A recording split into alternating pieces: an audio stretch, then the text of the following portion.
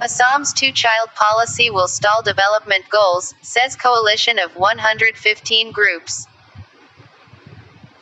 A coalition of civil society groups engaged in reproductive health has said Assam's move to adopt a two-child policy for availing benefits under government schemes will hurt the poorest besides hindering the development goals of the state. In a statement issued on Tuesday evening, Advocating Reproductive Choices ARC said there was no evidence to suggest there was a population explosion in the country. Instead, NFHS 5 or the National Family Health Survey for 2019-2020 has made it clear that men and women want smaller families even without a coercive population policy. The ARC is a coalition of 115 organizations working towards expanding contraceptive choices, improving quality of care and ensuring availability, accessibility and affordability of reproductive health and family planning services.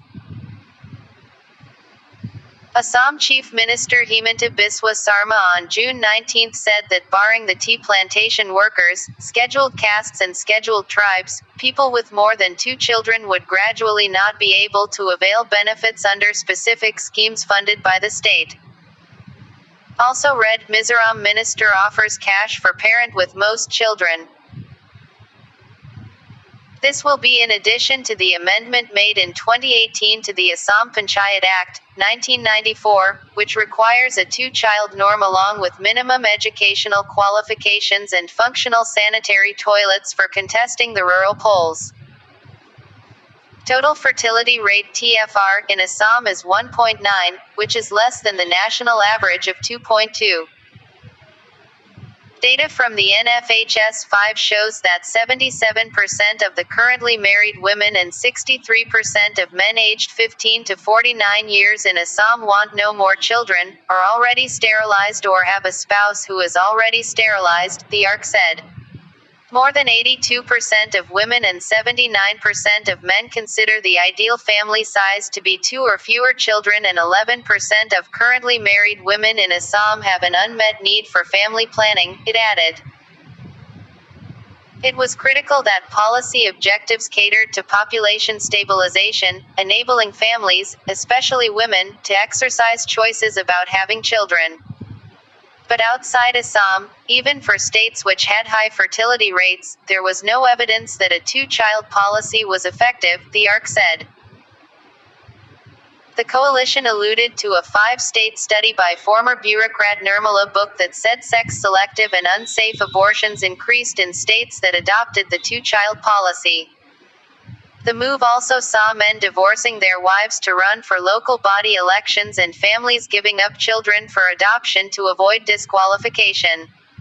The ARC also referred to China's withdrawal of its one-child policy after finding itself amid a population crisis and an abnormally skewed male-to-female sex ratio.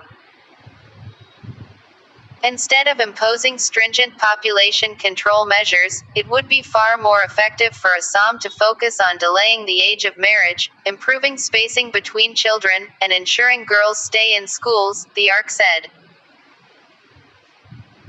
The state also needed to invest in improving access to family planning services and expand the basket of contraceptive choices, especially long-acting reversible contraceptives, which were critical in view of the large population of adolescents and youth, the coalition advised.